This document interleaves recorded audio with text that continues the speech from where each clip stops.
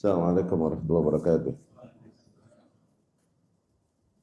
Bismillahirrahmanirrahim. Wassalatu wassalamu ala Rasulillah wa ala alihi wa ashabihi wa man wala, amma ba'd. Ikhwata rahimakumullah, kita melanjutkan dari Ar-Rahiq Al-Maktum. Setelah kemarin menyelesaikan perang Al-Ahzab, di mana dengan kuasa Allah Subhanahu wa taala dan dengan segala puji bagi Allah Subhanahu wa taala, kaum muslimin berhasil menahan serangan pasukan koalisi para kaum musyrikin dan kaum Yahudi yang berjumlah 10.000 orang ke atas Madinah, ya.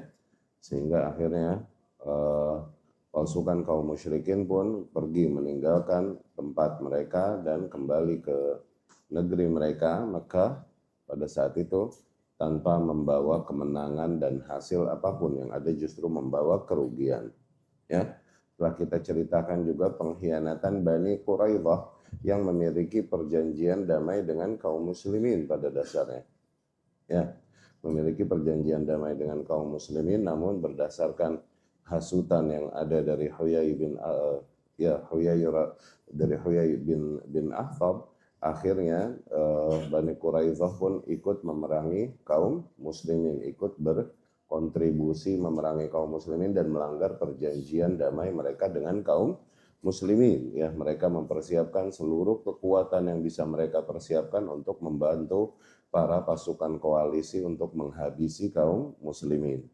Namun Allah Subhanahu wa taala menepis semua makar, propaganda dan tipu daya dan upaya mereka untuk menghabisi Rasulullah Shallallahu Alaihi Wasallam dan para sahabatnya, sehingga yang ada justru akhirnya kejadian tersebut, yakni terpukulnya para kaum musyrikin dan kaum Yahudi dan kelompok-kelompok yang berkoalisi bersamanya dan kembali ke negeri mereka dalam keadaan tidak memenangkan apapun, bahkan dalam keadaan merugi. Kejadian dahsyat ini menjadi sebuah kabar yang sangat besar di Jazirah Arab dan membuat kabilah-kabilah yang ada dan seluruh dari seluruh penjuru Jazirah Arab semakin takut akan kekuatan para kaum muslimin di Madinah.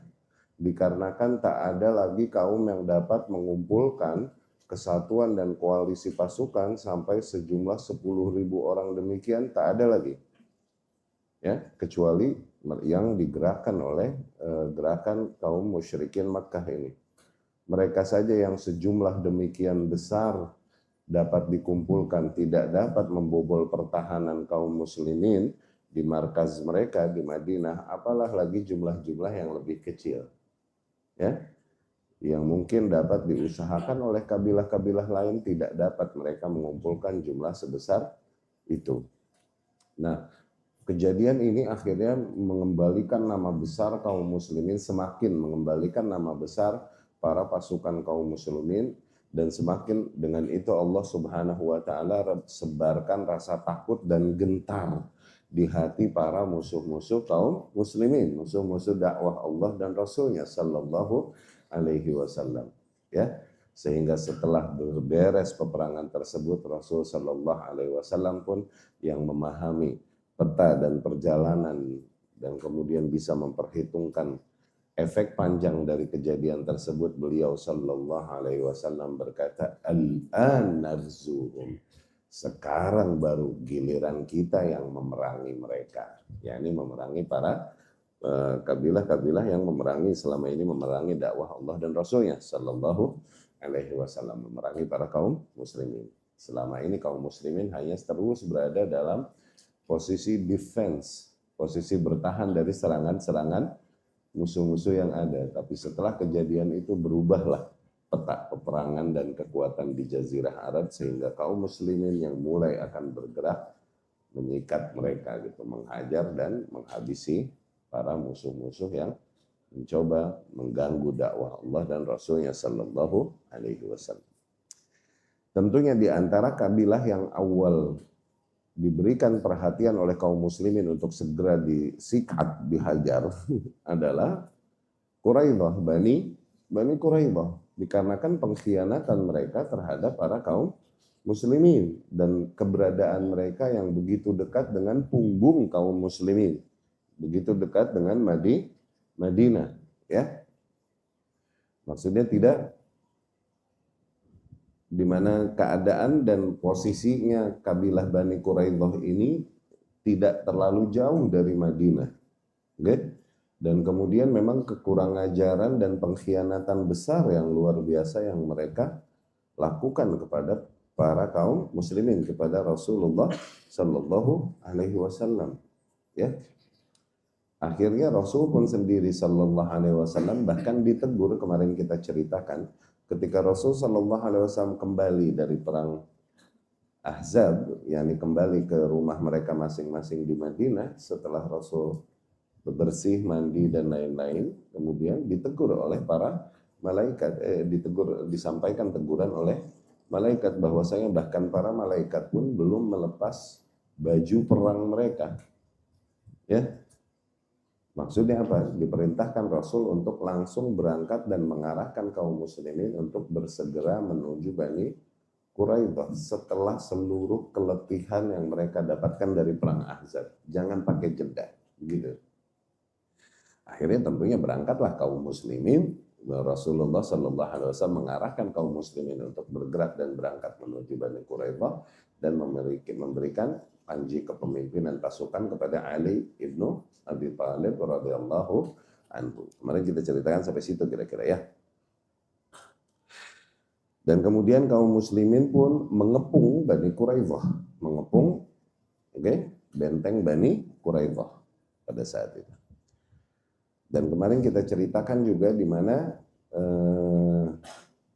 Rasulullah Shallallahu Alaihi Wasallam kepada para pasukan menyampaikan sebuah instruksi, namun para pasukan kemudian memahami dengan sisi pandang yang berbeda. Sehingga terjadi dua bentuk penerapan dari nilai perintah Rasul tersebut Sallallahu Alaihi Wasallam. Iya kan? Rasul Sallallahu Alaihi Wasallam berkata kepada para pasukan ketika Rasul mengutus mereka menuju Bani Quraidah ini, la yusalliyanna ahadakumul asra illa fi Bani Quraidah. Jangan sampai salah seorang di antara kalian sholat asar kecuali di Bani Quraidah. Tuh. Ungkapan demikian ditangkap oleh para sahabat ini radhiyallahu anhum, para pasukan kaum muslimin. Mereka menangkapnya dari sisi pandang yang berbeda satu sama lain, sehingga jadilah dua kesimpulan yang berbeda. Sehingga kita ketika di dalam perjalanan belum nyampe Bani Quraidah, udah azan asar duluan. Sebagian mereka langsung sholat asar di tempat ketika di perjalanan itu. Namun sebagian menunda sholat asar tersebut sampai di tempatnya Bani Quraidah. Yang sholat di Bani Quraidah berkata, Rasul bilang jangan kalian sholat asar kecuali di Bani Quraidah. Berarti nanti kita sholat asarnya, gitu kan? Yang lain yang sholat di tempat, Rasul mengatakan hal tersebut Sallallahu Alaihi Wasallam, maksudnya tujuannya adalah agar kita bersegera sebisa mungkin untuk kalau bisa asar udah di sono gitu. Tapi Rasul bukan lagi nyuruh kalau kita asar di jalan, ternyata waktu asar di jalan, Rasul tidak nyuruh kita untuk mentakhir asar kita, bukan itu yang Rasul maksud. Maksudnya adalah segera kalian di sana, kalau bisa sampai sholat asarnya di sana, gitu. Ya? Tuh lihat, dari sisi pandang ya berbeda. Namun Rasul ketika hal tersebut, bahkan di antara para sahabat ada yang baru sholat asar setelah Isya. Karena baru sampai sono jam segitu. Oke? Namun ketika itu semua sampai kepada Rasulullah Sallallahu Alaihi Wasallam, Rasul tidak mengingkari salah satu kelompok pun di antara mereka. Nah, kejadian besar ini menjadi hikmah tasyri', menjadi di antara hikmah pembentukan syariat. Di antaranya adalah nilai besar di dalam fikih khilaf, ya, dalam fikih berkhilaf, ya. Memang ada di antara nilai-nilai beragama yang dibukakan di situ dan diberikan kelapangan untuk perbedaan pendapat, perkara-perkara yang cenderung lebih kepada perkara-perkara teknis, ya, perkara ijtihadiyah, furu'iyah, khilafiyah. Memang ada hal demikian di dalam agama. Ya, kemarin kita ceritakan itu ya. Kemudian kita lanjutkan, walam mashtadda alaihimul hisar, arada alaihim ra'isuhum Ka'b bin Asad thalath khisal. Dan ketika kepungan para kaum muslimin semakin menjadi atau semakin menguat terhadap Bani Quraidah, akhirnya leader mereka, ya di pemimpin Bani Quraidah yaitu Ka'ab bin Asad, menawarkan kepada kabilahnya, yakni menawarkan kepada kaumnya ini 3 opsi, menawarkan 3 opsi. Apa yang langkah mana yang kita mau ambil, begitu, okay? Imma ayyaslamu wa yadkhulu ma' Muhammad sallallahu alaihi wasallam fi dinihi fayamanu ala dimaihim wa amwalihim wa abnaihim wa nisaihim wa qad qala lahum wallah laqad tabayyana lakum annahu lanabiyyun mursal wa annahu alladhi tajidunahu fi kitabikum. Ya. Opsi pertama, kita menyerah saja sudah kepada Muhammad sallallahu alaihi wasallam dan kemudian agar kita semua bersyahadat dan masuk ke dalam agamanya Muhammad sallallahu alaihi wasallam. Yang dengan masuk ke dalam agama Muhammad mereka semua tahu, berarti dengan itu amanlah kita. Terjagalah darah kita, harta kita, wanita-wanita dan anak-anak kita terjaga karena kita telah masuk Islam, jadi haram darah kita, gitu. Oke? Nah sebelumnya Ka'ab bin Asad telah berkata kepada mereka, wallah emang fix nih Muhammad adalah memang nabi yang diutus Allah Subhanahu wa taala yang kalian temukan di kitab kalian, yakni melihat kemenangan demi kemenangan yang terjadi pada Muhammad sallallahu alaihi wasallam, dia udah mulai condong ke situ, membenarkan bahwasanya memang Muhammad sallallahu alaihi wasallam adalah nabi yang diutus Allah Subhanahu wa taala. Begitu. Itu opsi pertama. Ya, itu opsi pertama. Opsi kedua. Wa imma an yaqtulu dhararihim wa nisa'ahum bi aydihim wa yakhruju ila an-nabiy sallallahu alaihi wasallam bis-suyuf muslitin yunajizunahu hatta yazfaru bihim au yuqtalu an akhirihim. Opsi kedua, kita dengan tangan kita sendiri kita bunuhi para wanita-wanita dan anak-anak kita. Setelah itu baru kita keluar, kita hadapi seluruh pasukan Muhammad dengan seluruh kekuatan yang ada pada kita, lihat hasilnya bagaimana. Entah ternyata kita yang berhasil mengalahkan mereka, atau ternyata mereka yang berhasil membantai kita sampai habis. Loh, kalaupun kita kalah, tidak ada di antara anak dan istri kita yang dirampas oleh kaum muslimin karena kita telah bunuh sendiri dengan tangan kita. Loh, ini opsi kedua. Okay? Wa imma ayyahjumu ala Rasulillah sallallahu alaihi wasallam wa ashabihi wa yakbisuhum yawm as-sabt li'annahum qad aminu an yuqatiluhum fihi. Tuh. Atau opsi ketiga, kita gerak duluan deh menyerang Muhammad dan para pasukannya sallallahu alaihi wasallam wa radhiyallahu anhum. Ya. Tapi kita bergerak dan ngegebrak mereka dengan serangan tiba-tiba di hari Sabat, hari Sabtu.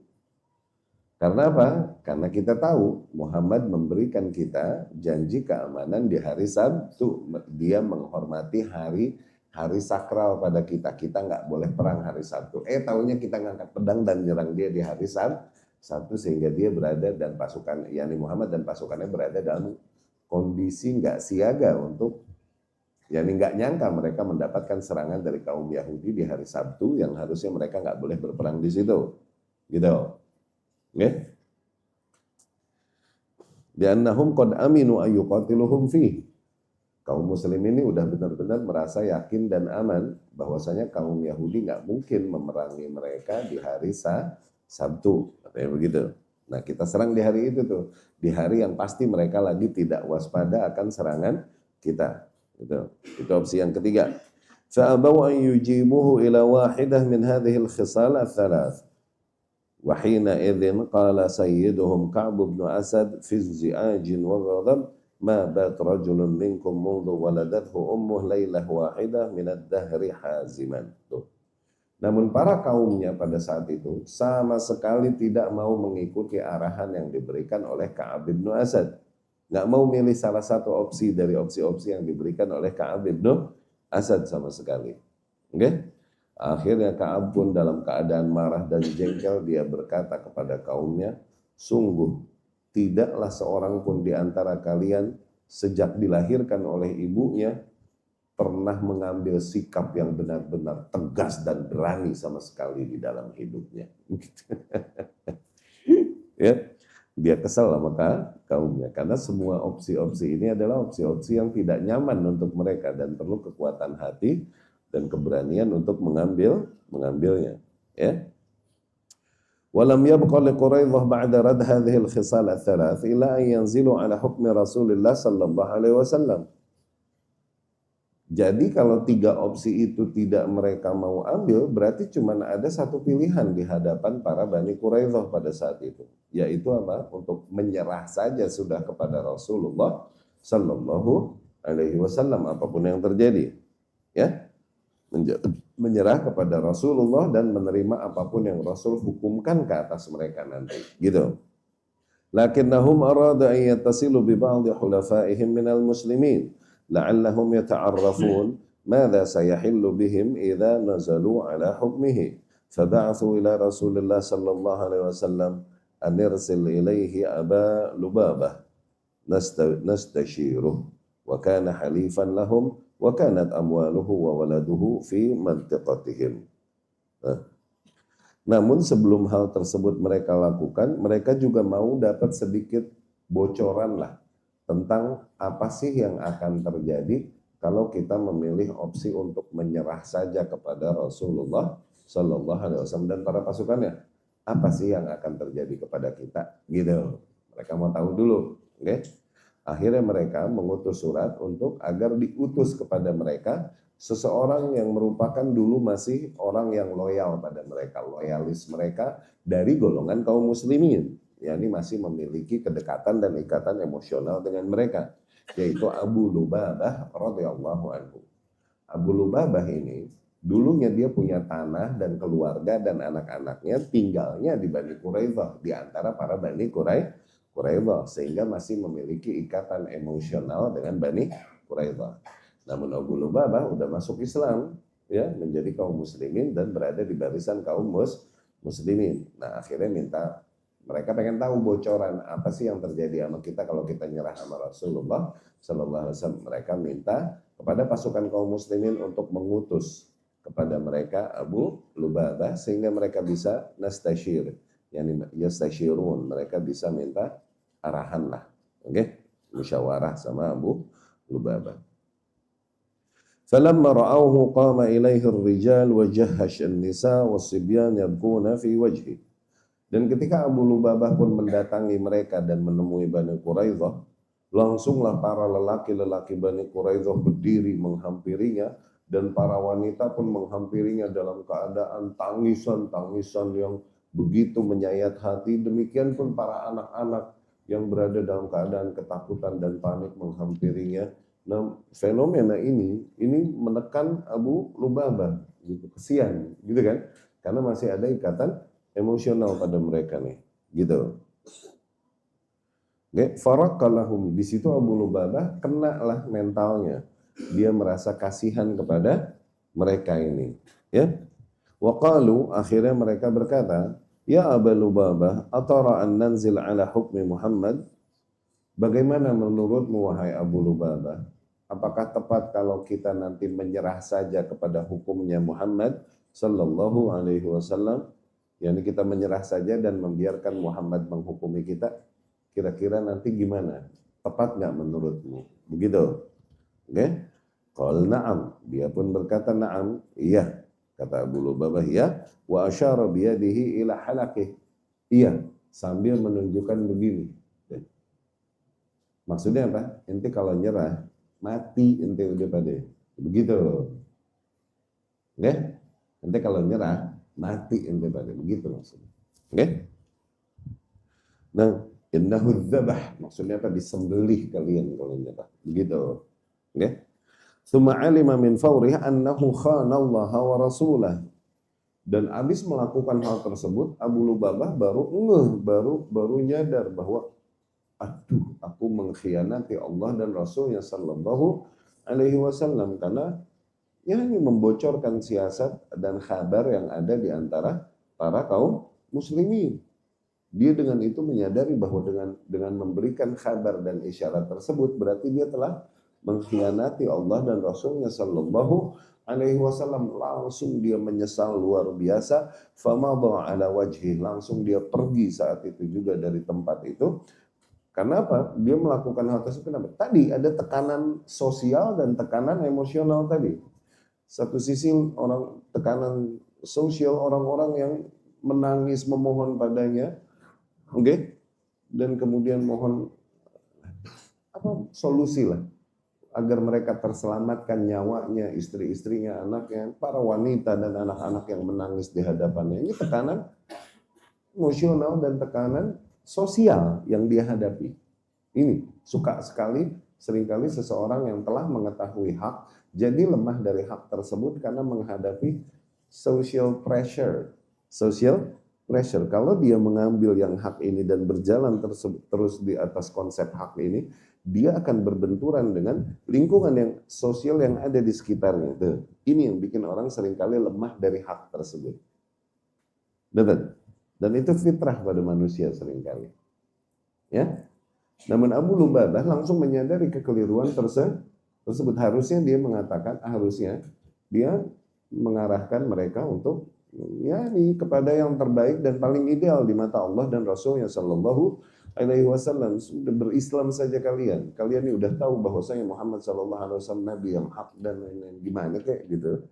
Ya kan, daripada masuk ke langkah-langkah politik berbicara tentang maslahat dan madharat yang akan terjadi ini, itu diserukan mereka kepada gimana kayak gitu, ya kan, malah ngasih tahuin dan bocorin kemungkinan besar yang terjadi apabila mereka menyerah kepada Muhammad Shallallahu Alaihi Wasallam. Ketika dia berkata bahwasanya maka kematian atas kalian kalau kalian menyerah, artinya apa? Secara nggak langsung mendingan dia nyuruh perang aja daripada mati dieksekusi, dihukum, mendingan kalian mati dalam keadaan perlawanan. Maksudnya begitu kan? Nah dengan itu dia menyadari, aduh, aku jadi mengkhianati Allah dan Rasulnya Sallallahu Alaihi Wasallam. Ya, itu juga pelajaran besar untuk kaum muslimin. Hak yang sering kita ikuti ini, hak yang kita yakini seringkali memang bertentangan dengan apa yang diinginkan lingkungan sosial kepada kita, yang diharapkan dan dituntut lingkungan sosial pada kita. Ilmu dan hak yang kita yakini ini ketika bertentangan dengan selera mereka, akhirnya mana yang kita pilih? Menyembunyikan ilmu tersebut, hanya menyampaikan hal-hal yang sesuai dengan selera dan harapan mereka, atau sampaikan ilmu dan hak tersebut, whatever happens. Jalan mana yang kau mau pilih? Ya, dan kekuatan hati demikian taufik dari Allah Subhanahu wa taala. Ya. Akhirnya setelah menyadari dia telah mengkhianati Allah dan Rasulnya Sallallahu Alaihi Wasallam, Abu Lubabah radhiyallahu anhu pun langsung pergi meninggalkan Bani Quraidah dan tidak langsung menghampiri Rasulullah Sallallahu Alaihi Wasallam. Malah dia lari menuju Madinah kembali, tidak kembali kepada Rasul Sallallahu Alaihi Wasallam. Dia lari menuju Madinah dan mendatangi Masjid Nabawi di Madinah. Kemudian dia langsung mengikat dirinya sendiri di salah satu tiang yang ada di dalam Masjid Nabawi. Wahalaf, dan di situ dia bersumpah, alla yahillahu illa Rasulullah sallallahu alaihi wasallam biyadi. Enggak boleh ada yang melepaskan ikatan dia dari tempat ini, oke, sehingga dia bisa pergi kecuali hanya tangan Rasul sendiri sallallahu alaihi wasallam. Wa annahu la yadkhul ard Bani Quraidah abadan. Dia pun bersumpah bahwa setelah hal ini, setelah saat ini aku sama sekali takkan kembali menginjak tanah Bani Quraidah. Begitu dia bersumpah. Oke, taubatnya demikian. Oke. Falamma balagha Rasulullah sallallahu alaihi wasallam khabaruhu wa kan qad istabta'a. Dan kemudian ketika kejadian yang terjadi atas Abu Lubabah ini sampai kabarnya kepada Rasulullah sallallahu alaihi wasallam, Dan Rasul juga saya memang sallallahu alaihi wasallam udah berpikir kok lama amat sih Abu Lubabah ini kemana aja kok nggak balik-balik begitu. Istimta'ah. Oke. Okay? Rasul juga udah nunggu-nunggu dan ngerasa loh kok lama amat gitu. Kan Rasul berkata sallallahu alaihi wasallam setelah tahu nih apa yang terjadi pada Abu Lubabah dan apa yang dia lakukan kemudian, Rasul berkata sallallahu alaihi wasallam, "Amma innahu law ja'ani lastaghfartu lah." Aturan kalau dia langsung mendatangiku dan menceritakannya padaku, aku akan mohonkan ampun kepada Allah baginya. Iya enggak? Amma idh qad fa'ala ma fa'al fama ana billadhi utliqu min makanihi hatta yatuba Allah alaihi. Tapi kalau memang dia telah melakukan apa yang dia lakukan, habis dia udah begitu tuh udah pergi ke Madinah dan udah bersumpah mengikat tangannya di tiang masjid, ya udah. Aku nggak bisa bebasin dia sebelum Allah menjelaskan tentang taubatnya dia. Nah, karena dia udah langsung ngambil langkah tersebut, ya udah tungguin keputusan Allah deh subhanahu wa ta'ala. Ternyata Allah subhanahu wa ta'ala menurunkan keterangan ayat yang menjelaskan tulusnya taubat Abu Lubabah radhiyallahu anhu. Allah berfirman, wa akharuna i'tarafu bidzunubihim khalatu amalan salihan wa akhara sayyan. Dan ada beberapa orang lain ya yang dimana mereka mengakui dosa-dosa dan kekeliruan mereka, di mana mereka akhirnya mencampur adukan antara amal yang saleh dengan amalan yang buruk. Asallahu ayyatuba alaihim, maka semoga Allah menerima taubat mereka. Innallaha ghafurur rahim, sesungguhnya Allah Zat yang maha pengampun lagi maha penyayang. Tuh. Nah ayat ini turun karena kejadian yang Abu Lubabah itu radhiyallahu anhu. Akhirnya dilepaslah Abu Lubabah radhiyallahu. Wa biraghmi ma asyar ilaihi Abu Lubabah qarrarat Quraidah an-nuzul ala hukmi Rasulullah sallallahu alaihi wasallam. Lucunya Bani Quraidah ini, lihat Yahudi ini saking pengecutnya hakikatnya mereka. Padahal udah diberi isyarat oleh Abu Lubabah, kemungkinan kalian ini dieksekusi, dihabisin kalau nyerah. Padahal udah dikasih isyarat gitu sama Abu Lubabah. Tetap, ya ini karena nggak punya kekuatan hati dan nggak punya keberanian, tetap mereka lebih memilih untuk ya udah deh kita nyerah aja sama Rasulullah Sallallahu Alaihi Wasallam. Tuh lihat lemahnya mental orang-orang Yahudi. Maksudnya, ya kita nggak Ini menggambarkan apa? Kelemahan mental mereka sama sekali. Mereka bukanlah kaum yang emang berani face to face, mainnya di belakang. Mainnya ini di belakang layar selalu. Ketika harusnya face to face, mereka akan memilih semua cara untuk menghindari benturan langsung sebisa mungkin. Ya, nggak punya kekuatan hati dan nggak punya keberanian. Kalaupun mereka punya seluruh infrastruktur untuk hal tersebut, kalaupun mereka punya seluruh variabel yang dibutuhkan untuk langsung berperan. Kita lihat di sini. Walaqad kana bistita'at al-yahud an yatahammalu al-hisar at-tawil. Padahal kalau perhitungannya ya, perhitungan matematis. Sebenarnya kaum Yahudi pada saat itu bisa saja mereka bertahan, oke, dengan jangka waktu yang panjang menghadapi pengepungan kaum muslimin. Mereka kuat itu kaum Yahudi. Litawaffur al-mawad al-ghidhaiyah wal miyah wal abar wa mana'at hluzun. Dikarenakan mereka memiliki seluruh kekuatan dan kebutuhan yang ada. Iya kan? Yani semua bahan-bahan makanan ada pada mereka. Air pun tersedia pada mereka. Sumur-sumur pun ada pada mereka. Dan kemudian mereka memiliki benteng yang sangat kokoh menjaga mereka. Wali'annal muslimin kanu yuqatu. Jadi tadi gambaran apa? Bahwa mereka sebenarnya punya semua variabel, seluruh infrastruktur untuk bertahan dan melawan. Sebenarnya begitu kan? Okay. Di waktu yang sama sebaliknya, al-muslimin kanu yuqasun al-barad al-farid al-qaris wal ju' asyadid wa hum fil agha. Kaum muslimin kondisinya mereka dalam keadaan kedinginan luar biasa. Dan mereka berada dalam kelaparan yang luar biasa karena mereka di luar benteng, nggak ada bangunan yang menahan angin dari mereka. Mereka ini tersiksa dalam kondisi mengepung kita di luar nih. Begitu kata maksudnya kaum Yahudi nih. Oke? Ma'syiddati ta'ab alladhi i'tarahum, belum lagi keletihan dan capek yang luar biasa yang ada pada mereka. limuwasalat al-a'mal al-harbiyah min qabl bidayat ma'rakatil ahzab. Dikarenakan apa? Dikarenakan banyaknya aktivitas peperangan yang mereka lakukan sejak sebelum perang Ahzab bahkan. Iya kan? Keletihan kaum muslimin dan laparnya mereka ini udah dimulai sejak jauh sebelum perang Ahzab karena mereka mulai ngegali parit. Ingat gak? Drama-drama menggali parit. Itu aja udah capek dan kelaparan luar biasa. Yang ini kaum muslim ini istilahnya pada saat itu dalam kondisi yang gak prima untuk mengepung mereka. Sebaliknya mereka berada dalam seluruh kekuatan infrastruktur yang ada untuk bertahan. Sebenarnya begitu. Ya? Illa anna harba Quraidah kanat harba a'sab wa qad qadhafa Allahu fi qulubihim ar-ra'b. Tapi demikian memang perang Quraidah. Hakikatnya perang urat doang ya, ini perang psikologis. Ya, perang a'sab ya ini perang psikologi. Ya? Dan di waktu yang sama memang Allah telah jadikan di hati-hati mereka rasa gentar dan takut yang luar biasa kepada Rasulullah dan para pasukan kaum muslimin. Tuh. Wa akhadat ma'nawiyatuhum tanhar. Akhirnya seluruh potensi yang ada pada mereka untuk bertahan dan melawan akhirnya terasa roboh semuanya dan gak ada artinya. Wa balagh hadzal inhiyar ila nihayatihi an taqdam Ali ibn Abi Thalib wa Zubair ibn al-Awwam wa saha Ali. Dan terlihat benar-benar jatuh mental mereka luar biasa adalah ketika akhirnya Ali bin Abi Thalib radhiyallahu anhu mulai maju mendekati benteng mereka bersama Zubair bin Al-Awwam radhiyallahu anhu. Ali ini yang memimpin para pasukan kaum muslimin yang mengepung benteng Bani Quraidah.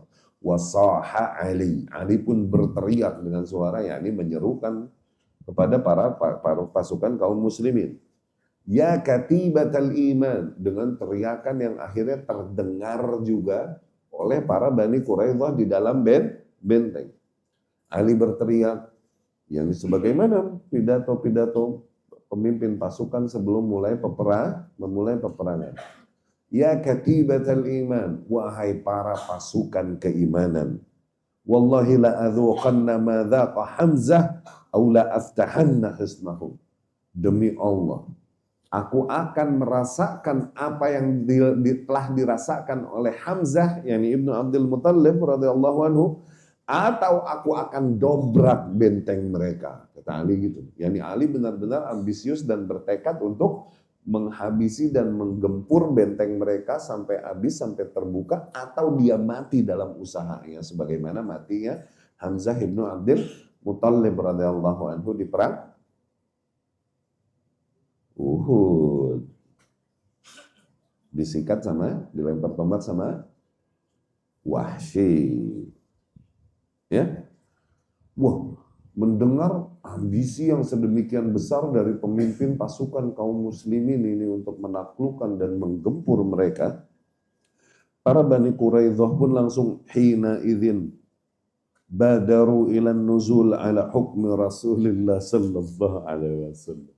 Langsung mereka buru-buru, menyerah ke bawah hukum Rasulullah sallallahu alaihi wasallam. yakni mengumumkan bahwasanya mereka menyerah dan tidak melawan, langsung mereka begitu. Wa amara Rasulullah sallallahu alaihi wasallam bi'tiqal ar-rijal. Akhirnya ya udah beres di pasukan, nyerah udah. Ya entahlah bagaimana cara menyerahnya, mungkin mengibarkan bendera putih. Iya kan, wallahu alam. Pokoknya langsung menyerah daripada keburu diserang gitu. Akhirnya mereka langsung menyerah, ya udah menyerah beres kan. Akhirnya Rasul pun sallallahu alaihi wasallam jadi nggak mesti melewati peperangan udah nih. Iya kan? Akhirnya pada saat itu Rasul sallallahu alaihi wasallam memerintahkan kepada kaum muslimin untuk tangkap seluruh lelaki dewasa yang ada. Oke? Tangkap seluruh lelaki yang ada. Ditangkap dan diikat. Fawudi'at al-quyud fi aidihim tahta isyraf Muhammad ibn Maslamah al-Ansari. Mereka pun diikat dan dibelenggu tangan para lelaki yang ada dari Bani Quraidah ini. Mereka di bawah pengawasan dari Muhammad ibn Maslamah al-Ansari radhiyallahu anhu. Wa ju'ilat an-nisa wadh-dharari bima'zal 'anil rijal fi nahiyah. Adapun para wanita dan anak-anak dikumpulkan di tempat yang berbeda dari para kaum lelaki, dipisahkan mereka, ya. Wa qamatil Aus ila Rasulillah sallallahu alaihi wasallam. Akhirnya mulailah kabilah Aus, yakni di antara kabilah-kabilah yang merupakan akamsi di Ansar di Madinah. Madinah ini antara Aus dan Khazraj kan. Nah, kabilah Aus ini mulai mendekati Rasulullah sallallahu alaihi wasallam dan mereka berkata kepada Rasulullah sallallahu alaihi wasallam, "Wahai Rasulullah, qad fa'alta fi Bani Qainuqa ma qad fa'alimt." Dulu terhadap kabilah atau Bani Qainuqa, kau telah terapkan hukum sebagaimana yang kau ketahui. Waktu Bani Qainuqa nggak sampai dihabisin dan dibantai. Oke? Oke? Hanya sampai diusir saja. Ingat gak? Bani Qainuqa. Oke? Wahum hulafa ikhwanunal Khazraj. Dan Bani Qainuqa itu adalah mereka para halifnya, yakni balad-balad lah. Oke? Ngegeng dan teman para saudara-saudara kita dari golongan Khazraj. Oke, Bani Qainuqa nih, Bani Qainuqa yang kurang ajar juga kepada kaum muslimin dulu, kau berikan kepada mereka hukum yang membiarkan mereka saja pergi, diusir dari tempatnya dan pergi membawa apapun yang mereka bisa bawa, sejumlah barang yang bisa mereka bawa dengan hewan-hewan mereka. Oke? Dan Bani Qainuqa ini masih kaum yang memiliki perjanjian kerjasama dengan para kaum Khazraj pada saat itu. Oke? Iya kan?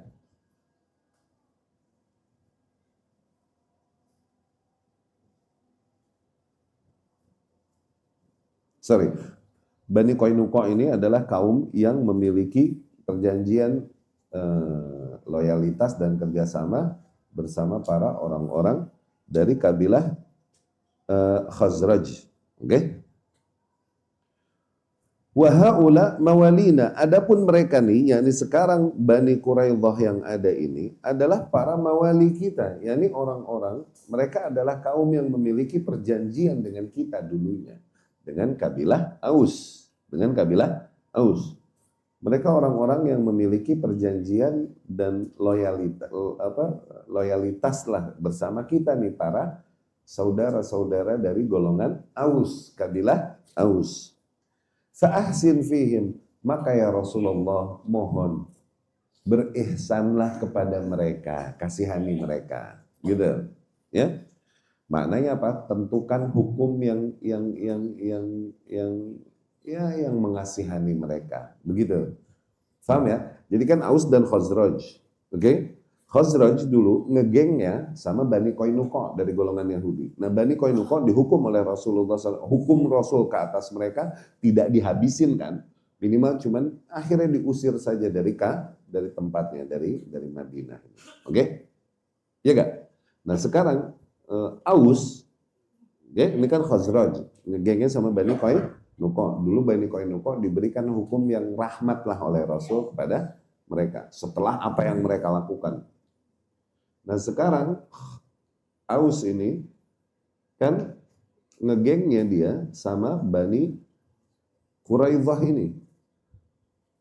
Sehingga kabilah Aus memohon kepada Rasulullah SAW agar hukumkan ke atas mereka hukum yang rahmat juga. Sebagaimana hukum yang Rasul berikan kepada waktu itu Bani Qainuqa yang mereka merupakan para halif, yakni kaum yang memiliki ikatan, oke, dengan kabilah Khazraj sebelumnya, begitu maksudnya, ya. Akhirnya Rasul pun berkata kepada mereka, ala tardawna ayyahkuma fihim rajulun minkum. Nah, kalian ridho enggak kalau yang menentukan hukum ke atas mereka, ke atas Bani Quraidah adalah salah seorang di antara kalian, yakni dari kabilah Aus sendiri. Enggak usah aku deh yang menentukan hukum ke atas para Bani Quraidah. Kalian aja, orang di antara kalian. Tokoh di antara kabilah Aus sendiri, ya, ini yang berarti masih memiliki rasa ikatan emosional dengan Bani Quraidah berarti kan? Begitu kan? Iya kan? Qalu bala, akhirnya kabilah Aus berkata, oh ya udah boleh deh kalau gitu ya Rasulullah gitu. Biar orang di antara kita yang akhirnya menentukan hukum ke atas Bani Quraidah tersebut. Nah Rasul berkata sallallahu alaihi wasallam, fadak ila Sa'd bin Mu'adz. Iya, aku serahkan hukumnya Bani Quraidah, mereka mau diapain nih nanti nih, oke? Kepada Sa'ad bin Mu'adz radhiyallahu anhu. Nah, itu Siddiq al-Ansar, sebagaimana Abu Bakar Siddiq al-Muhajirin. Sa'ad bin Mu'adz radhiyallahu anhu. Dia dari kabilah Aus. Udah, biar Sa'ad bin Mu'adz kalau gitu yang menentukan hukum ke atas Bani Quraidah. Lihat, luar biasa memuaskan nggak keputusan Rasul bagi kabilah Aus, ya kan? Akhirnya kabilah Aus sendiri yang memberikan hukum ke atas Bani Quraidah, bukan Rasul yang menghukumkan ke atas mereka. Ini keputusan yang sangat luar biasa dan memuaskan para kabilah Aus, begitu kan? Karena mereka berharap kalau orang masih kabilah Aus juga yang menentukan hukum ke atas Bani Quraidah masih mending deh, hukumnya masih rahmat nih bakalannya bangsanya nih. Kita ceritakan tadi sehingga akhirnya Rasul pun Shallallahu Alaihi Wasallam mengabulkan permohonan kabilah Aus untuk merahmati mereka lah dengan menentukan hukum yang merahmati mereka lah, merahmati kabilah Aus karena ikatan emosional yang ada antara kabilah Aus dengan Bani Quraidah tersebut. Oke, di masa jahiliyah ketika perang Bu'ath ya, mereka memiliki jasa memang kepada kabilah Aus. Oke, Bani Quraidah ini memiliki jasa kepada kabilah Aus. Rasul pun akhirnya Shallallahu Alaihi Wasallam memberikan keputusannya agar hukum ke atas para Bani Quraidah biar salah seorang dari kabilah Aus yang menentukan sendiri. Oke, ditunjuklah oleh Rasul Shallallahu Alaihi Wasallam Sa'd bin Mu'adz radhiyallahu anhu. Ya, wa qalu qad radina. Para kabilah Aus pun berkata kami puas, yakni kami terima. فأرسل إلى سعد بن معاذ وكان في المدينة لم يخرج معهم للجرح الذي كان قد أصاب أكحله في معركة الأحزاب. Sa'ad bin Mu'adz pada saat itu nggak ikut ke kabilah Bani Quraidah karena dia berada dalam kondisi luka yang cukup parah. Dia di Madinah. Dia terkena luka yang cukup parah dari perang Ahzab nih yang sebelumnya. Luka yang mengenai urat nadi atau luka yang mengenai salah satu sisi yang lumayan fatal pada dirinya sehingga membuat dia akhirnya nggak bisa ikut jalan ke Bani Quraidah. Tapi ketika mendengar kejadian tersebut diutuslah untuk diambil dan didatangkan Sa'ad bin Mu'adz. Akhirnya Sa'ad bin Mu'adz pun dinaikkan ke atas seekor himar keledai dan mulai melakukan perjalanan ke Bani Quraidah mendatangi panggilan Rasulullah Sallallahu Alaihi Wasallam. Ya.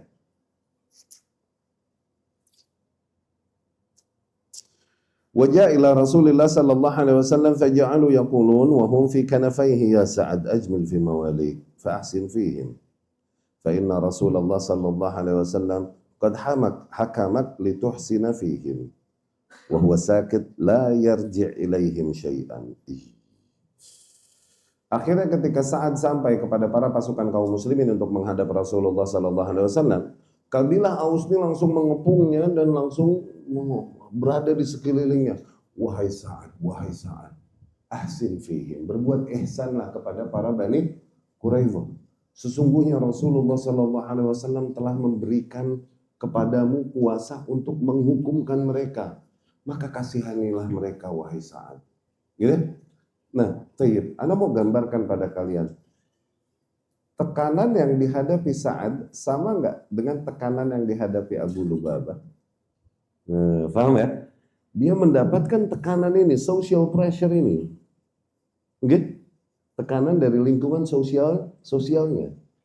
Yani kabilah dia Sa'ad ini, kabilah Aus sangat berharap untuk dapat membalas, yani minimal meringankan hukum ke atas para Bani Quraidah. Karena apa?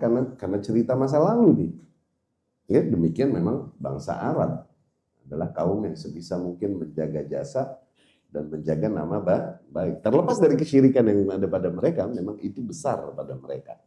Dan itu adalah harga diri yang besar pada mereka. Mereka nggak mau dikenang sebagai kaum yang dikate nantinya, gitu.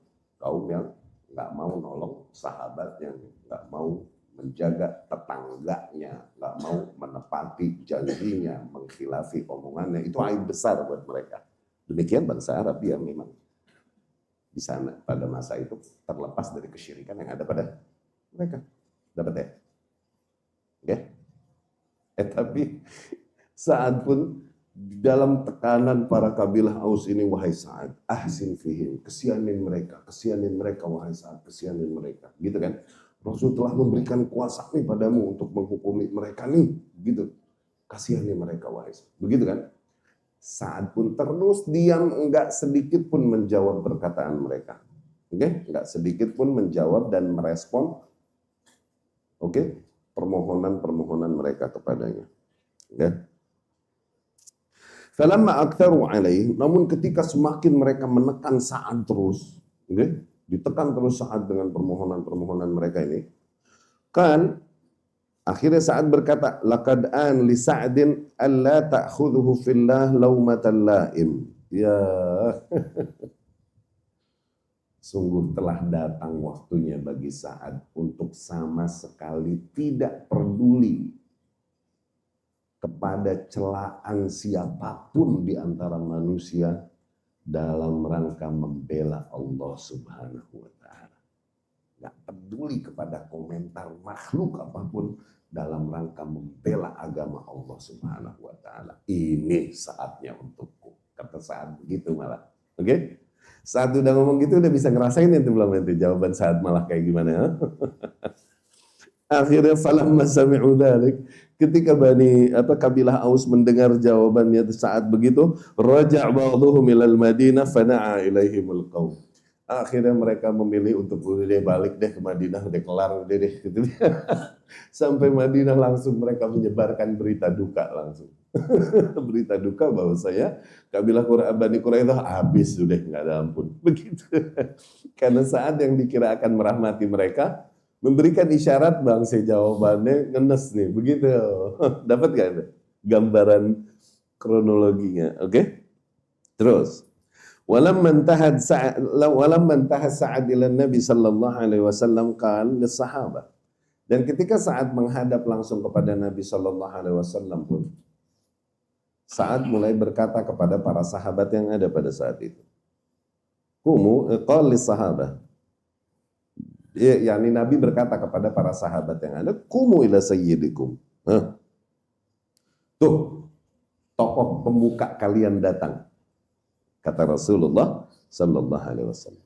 Falamma anzalu, dan ketika mereka mendudukkan Sa'ad di dekat Nabi sallallahu alaihi wasallam, qalu, mereka berkata, ya Sa'ad, inna haula qad nazalu ala hukmik. Wahai Sa'ad, sesungguhnya mereka akhirnya berada di bawah kuasamu, wahai Sa'ad, untuk menghukumkan ke atas mereka. Sa'ad pun bertanya, hukmi nafidh alaihim, oh gitu ya. Beneran, hukumku akan diterapkan, dilaksanakan ke atas mereka, keputusanku apapun, kata Sa'ad begitu. Qalu, para kabilah Aus, oh iya, apapun yang kau tentukan.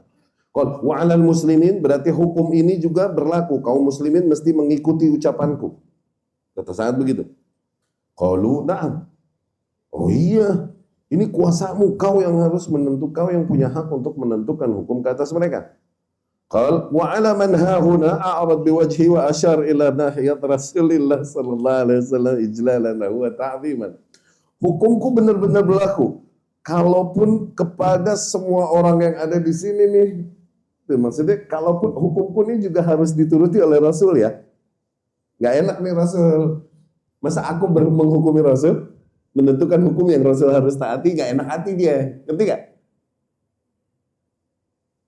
Lu mau ngerti apa kagak nih? Nih sambil buang muka dari Rasul sallallahu alaihi wasallam, beneran nih hukumku berlaku dan harus ditaati kepada siapapun yang ada di sini nih. Tuh. Maksudnya kalaupun Rasul sallallahu alaihi wasallam, Rasul pun sallallahu alaihi wasallam menangkap hal itu dan berkata, Na'am wa alai. Iya, termasuk ke atasku. Oke? Qal, akhirnya Sa'ad langsung pede dan dia berkata, dia memutuskan sebuah keputusan yang bodoh amat apa kata para manusia nanti tentangnya. Oke? Berangkat dari loyalitasnya yang besar kepada Allah, Rasulnya Shallallahu Alaihi Wasallam dan agamanya. Sa'ad langsung berkata radhiyallahu anhu, fa inni ahkum fihim, maka aku tentukan hukum ke atas mereka, ayyuktal ar-rijal, agar para lelaki mereka dieksekusi mati. Wa tusba adzurriyah, agar para wanita dan anak-anak mereka dirampas menjadi budak-budak, yakni harta rampasan perang. Okay? Wa tuqassam al-amwal, agar harta mereka dibagi di antara para kaum muslimin. Faqala Rasulullah sallallahu alaihi wasallam, akhirnya Rasul berkata sallallahu alaihi wasallam, laqad hakamta fihim bihukmillah min fawqi sab'i samawat. Sungguh engkau telah menentukan hukum ke atas mereka dengan hukum Allah dari balik langit ketujuh. Allahu Akbar. Lihat, keputusan yang diberikan oleh Sa'ad bin Mu'adz, kalaupun dia dari kabilah Aus, ternyata keputusan yang paling worst case skenario atas mereka. Ngerti gak? Worst case skenario atas mereka, hukum yang paling, yang mana sih? Ya kan? Disikat semua, dibantai semua. Ternyata itu yang diputuskan Sa'ad radhiyallahu anhu, dan dia tidak peduli apa yang dikatakan kabilahnya nanti kepadanya. Tapi gitu maksudnya. Oke? Dan memang ternyata sesuai juga dengan hukum Taurat demikian. Bagi para kabilah yang mengkhianati perjanjian, memang demikian juga. Beberapa kabar mengatakan bahkan di Taurat sendiri hukumnya demikian.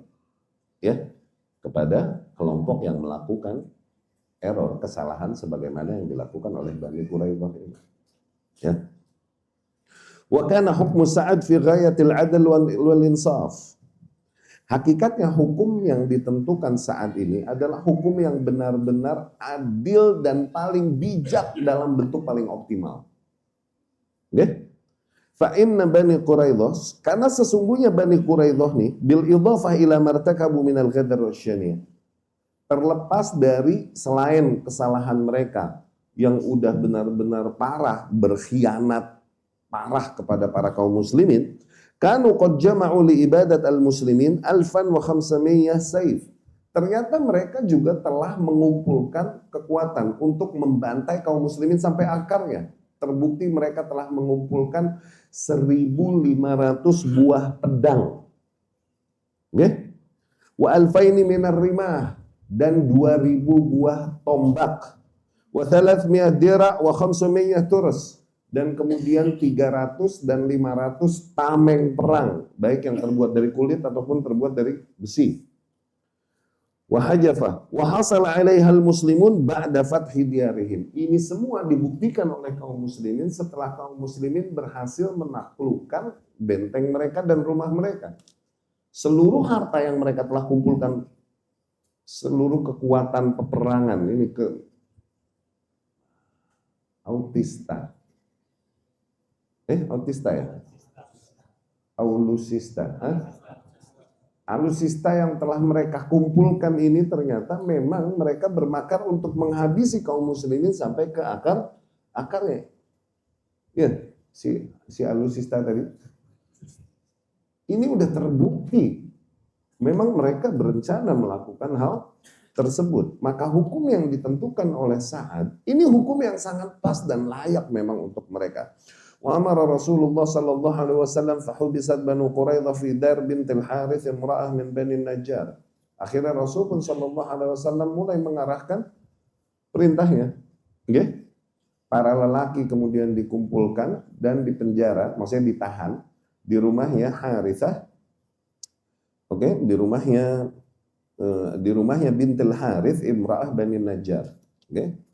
Yani di rumahnya seorang wanita bintul Harith namanya, salah seorang wanita dari Bani Najjar, ya. Wa hufirat lahum khanadiq fi suqil Madinah, dan mulai digalilah parit-parit bagi mereka di dekat pasar kota Madinah buat kuburan massal mereka nih.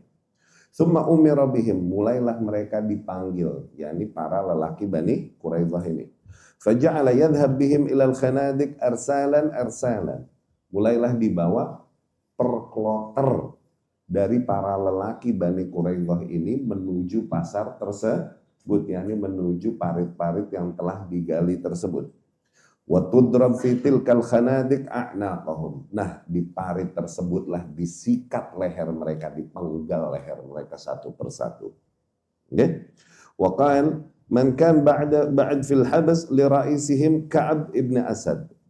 Akhirnya mereka yang masih berada di dalam tahanan ini yang belum dipanggil, sebagian di antara mereka berkata kepada pemimpin mereka yang masih ada di situ, yaitu Ka'ab bin Asad.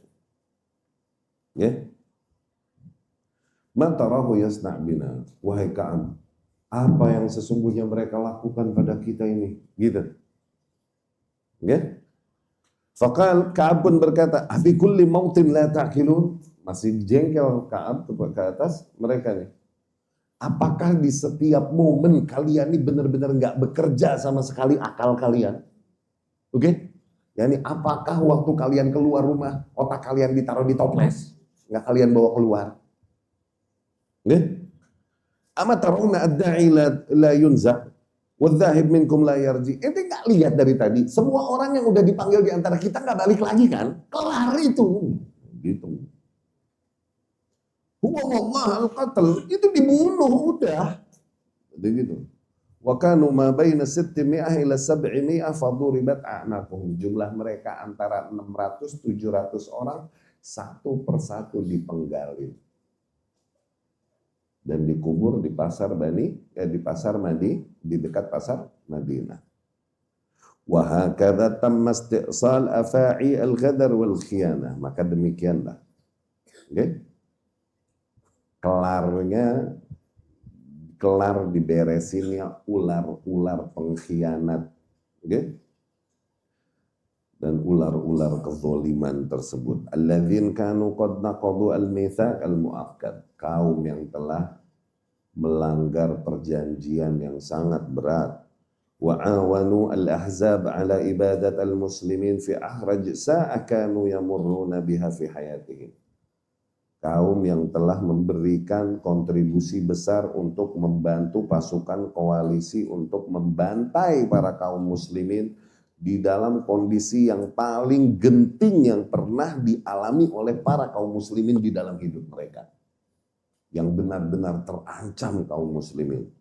Wa kanu qad saru bi'amalihim hadha min akabir mujrimi al-hurub alladzina yastahiquna al-muhakamah wal-i'dam. Sungguh mereka dengan track record yang mereka lakukan memang telah tercatat sebagai penjahat perang terbesar. Okay? Penjahat perang terbesar yang memang berhak untuk menghadapi hukuman yang mereka dapatkan akhirnya. Begitu. Ya. Waqatal ma'haula syaitan Bani Nadir. Akhirnya dibunuh juga bersama mereka syaitannya Bani Nadir. Syaitannya ini tokoh Bani Nadir yang paling brengsek. Oke? Yaitu siapa? Ahad akabir mujrimi ma'arakat al-ahzab. Salah satu tokoh penjahat perang terbesar dari perang Ahzab ini. Yaitu Huyai ibnu Akhtab. Huyai ibnu Akhtab ini, dia yang menggerakkan memang ide untuk gerakan pasukan, koalisi dan lain-lain, mengajak para kabilah-kabilah yang ada untuk mengepung Madinah. Bahkan dia yang akhirnya berhasil membujuk Ka'ab ibnu Sa'ad sehingga Ka'ab akhirnya melanggar perjanjian Ka'ab ibnu Asad sehingga Ka'ab akhirnya bersama kabilahnya Bani Quraidah melanggar perjanjian damai mereka dengan kaum muslimin. Huyai ibnu Akhtab nih tokoh sentral sangkuninya. Di setiap fitnah itu ada sangkuninya. Okay? Ada sangkuni. Dan pada saat itu Huyai bin Akhtab ini. Huyai ibnu Akhtab ini walid Safiyah Ummul Mukminin.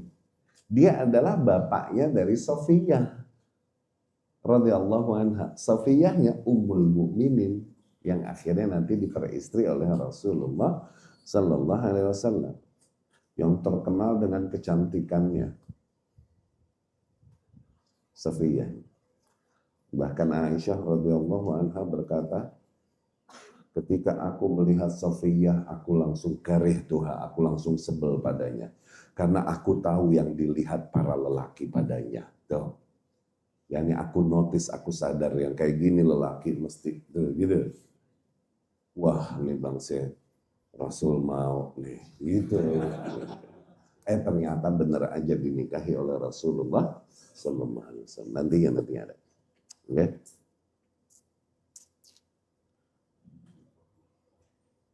Okay. Nasaf, apa namanya? Huyai ibnu Akhtab ini kan qad dakhala ma' Bani Quraidah fi hasnihim hin raja'at anhum Quraisy wa Ghatafan. Nah, dia akhirnya Huyai ibnu Akhtab memilih untuk masuk bergabung bersama Bani Quraidah, bertahan di dalam benteng mereka ketika Quraisy dan kabilah kaum Quraisy dan kabilah Ghatafan memilih untuk mundur dari pengepungan lama yang telah mereka lakukan. Karena Huyai bin Akhtab ini kan berjanji kepada Ka'ab bin Asad, in case terjadi akhirnya kaum ini nggak berhasil memukul para kaum muslimin, aku akan masuk kepadamu dan aku akan bergabung bersamamu, aku akan menerima apapun nasib yang terjadi kepadamu dan kaummu. Perjanjian Huyai bin Akhtab kepada Ka'ab bin Asad demikian, dan dia menepati janjinya. Ya, setelah kabilah Ghatafan dan kaum Quraisy pegel melakukan pengepungan yang enggak jebol-jebol dan kemudian akhirnya dihantam oleh angin besar yang diutus oleh Allah Subhanahu wa taala sehingga porak-poranda semua persediaan camp mereka dan lain-lain, mereka pun pulang. Huyai bin Akhtab memilih untuk menepati janji dan bergabung bersama Ka'ab bin Asad di dalam bentengnya, benteng kabilahnya, ya, benteng Bani Nadir, ya.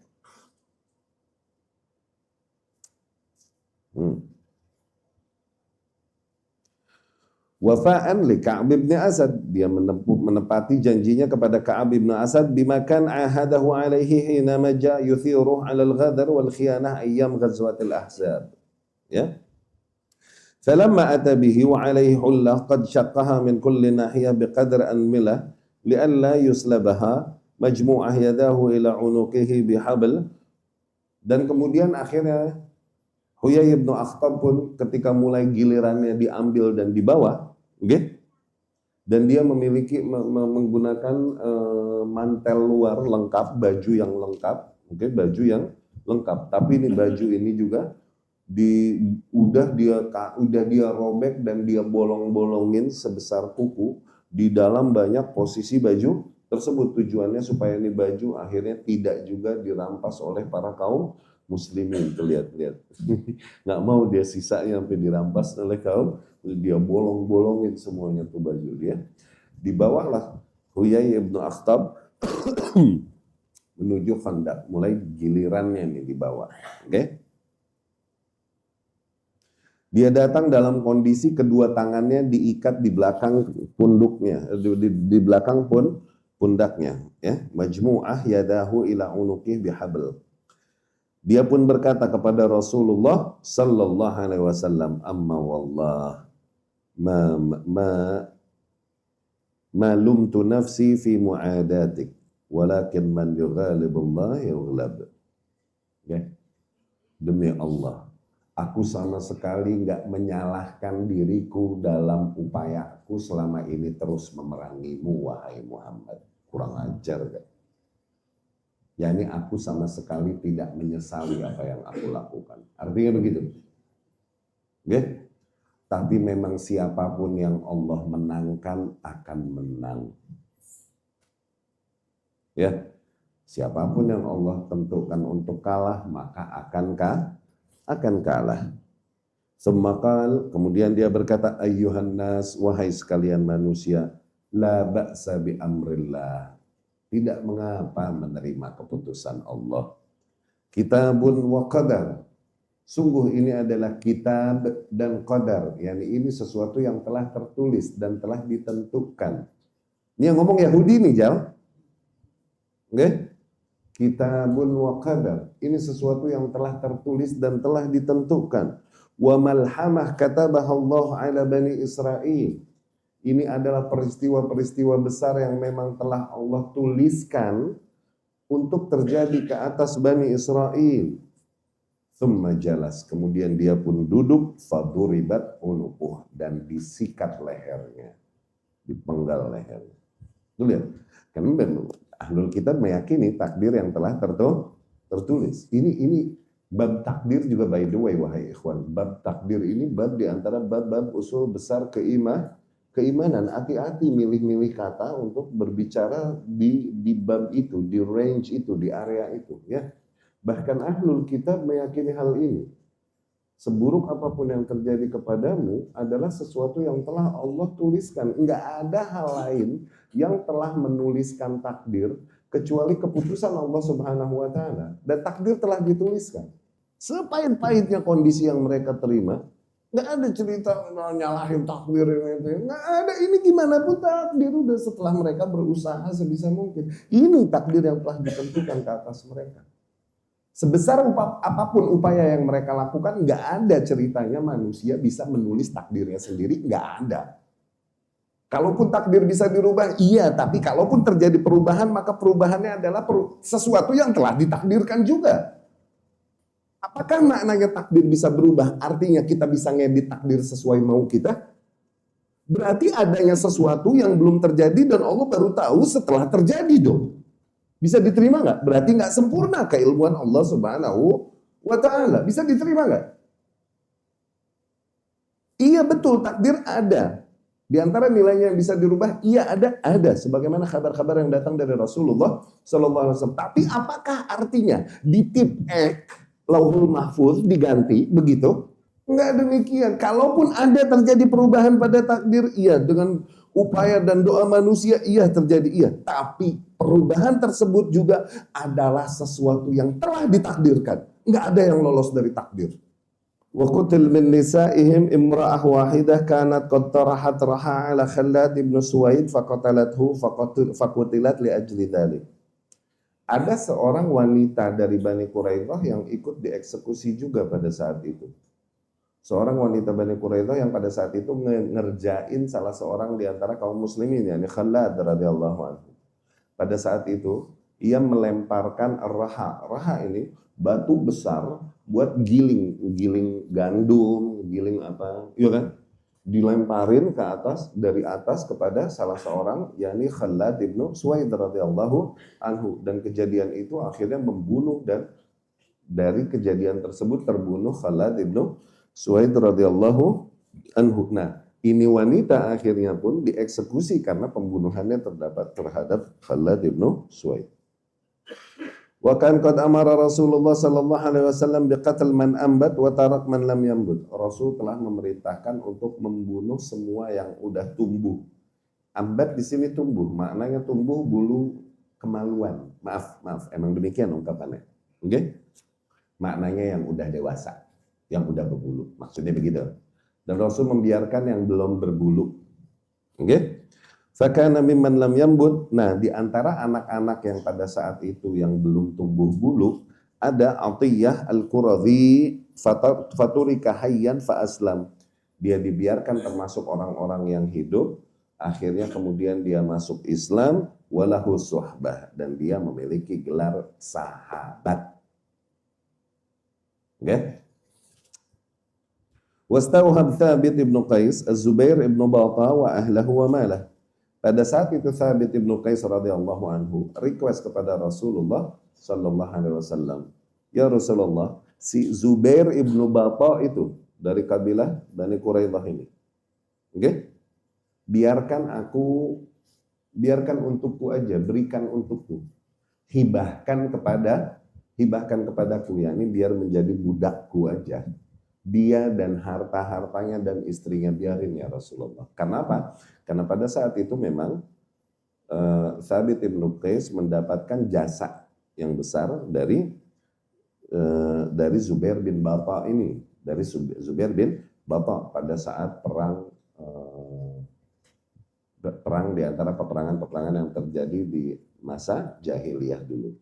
dia punya jasa memang kepada Thabit bin Qais, sehingga Thabit bin Qais request kepada Rasul Sallallahu Alaihi Wasallam untuk biarkan Zubair bin Bapak, biar untuk dia dan seluruh keluarga dan hartanya biar jadi di bawah kuasaku, ya ini biar jadi budaknya Thabit berarti, ya. Wa kanat li Zubair yad inda Thabit, karena memang Zubair memiliki jasa kepada Thabit. Fawahabahum lahu Rasulullah Sallallahu Alaihi Wasallam. Akhirnya Rasul pun dia sudah menghibahkan Zubair ibnu Batta ini bersama hartanya dan keluarganya kepada Thabit bin Qais. Oke, faqala lahu Thabit bin Qais. Setelah demikian, Thabit bin Qais berkata kepada Zubair ibnu Batta, "Qad wahabaka Rasulullah sallallahu alaihi wasallam ilai." Rasul sallallahu alaihi wasallam telah menghibahkanmu kepadaku. Wa wahabali malak wa ahlak fahum lak. Dan Rasul telah menghibahkan kepadaku seluruh hartamu, bahkan keluargamu bagiku. Yani kau berada di bawah kuasaku, kau budakku. Gitu. Tapi Thabit berkata, fahum lak, sekarang semuanya milikmu. Yakni dimerdekakan oleh Thabit. Oke, diberikan kemerdekaan di Zubair bin Batta ini. Faqala Zubair ba'da an alima bimaqtal qaumi. Tapi Zubair pun setelah mengetahui ternyata kaumnya dieksekusi semua, dia berkata kepada Thabit, "Sa'altuka biyadi 'indak ya Thabit, alla illa alhaqtani bil ahibbah." Aku memohon kepadamu wahai Thabit dengan seluruh jasaku yang ada padamu. Biarkan aku bergabung bersama para kekasihku. Yani bersama para Bani Quraidah. Faduriba unuquh. Akhirnya nggak jadi selamat Zubair bin Batta. Oke? Dia kembali, Thabit kembali kepada Rasul Sallallahu Alaihi Wasallam dan berkata kepada Rasul, ya Rasulullah, emang Zubair nggak mau hidup, dia termasuk kaumnya yang dibunuh, dia nggak mau kaumnya dibunuh dan dia masih hidup sendiri, dia nggak mau ya Rasulullah. Ya udah, kata Rasul Sallallahu Alaihi Wasallam, barang siapa yang telah terselamatkan dan kemudian masih mau mati bergabung sama kaumnya, sini, kata Rasulullah Sallallahu Alaihi Wasallam. Oke? Faduriba unuquh, akhirnya Zubair pun dipenggal lehernya, wa alhaqahu bil ahibbah minal yahud, ya, digabungkan dia bersama para keluarga dan orang-orang yang dicintainya dari golongan Yahudi. Wastahya Thabit min walad Zubair ibnu Batta Abdurrahman ibnu Zubair, kecuali satu orang dari anaknya Zubair ibnu Batta yang masih kecil, itu diambil sama Thabit bin Qais. Oke, namanya Abdurrahman ibnu Zubair, ya. Nah ini tetap diasuh sama Thabit bin Qais. Akhirnya fa aslama walahu suhbah. Oke, Abdurrahman ibnu Zubair ini akhirnya kemudian masuk Islam dan mendapat gelar sahabat, salah seorang sahabat Rasul Sallallahu Alaihi Wasallam. Ya. Wastahabat Ummul Munzir Salma bintu Qais An-Najariyah Rifa'ah bin Samu'al Al-Quradhi. Samu'al, Samuel. Oke? Ya, Ismail. Itu bahasa-bahasa dia nih. Oke? Nah, ada di antara kaum muslimin juga Ummul Munzir namanya, Salma bintu Qais dari kabilah Najjar, dari Bani Najjar. Dia request Rifa'ah ibnu Samu'al Al-Quradhi. Ya Rasulullah, biar Rifa'ah itu menjadi milikku ya Rasulullah, nggak usah. Akhirnya diberikan oleh Rasulullah Sallallahu Alaihi Wasallam kepada Ummul Munzir, fastahyathu, dijaga oleh Ummul Munzir sehingga dia masih hidup. Fa aslama walahu suhbah, dia pun masuk Islam dan masih memiliki gelar sahabat. Wa aslam minhum tilkal lailah nafar qabl an-nuzul fahukinu dima'uhum wa amwaluhum wa dararihim. Pada saat itu ada beberapa orang dari Bani Quraidah yang masuk Islam sehingga dengan itu akhirnya tertahanlah ya darah mereka, nyawa mereka dan harta mereka. Sisanya habis dieksekusi oleh para kaum muslimin. Baik, alhamdulillah kita cukupkan sekian kira-kira gambaran dari perang Bani Quraidah. Pertemuan yang akan datang masih kita berbicara tentang detail teknis dan kelanjutan akhir cerita dari Bani Quraidah insyaallah.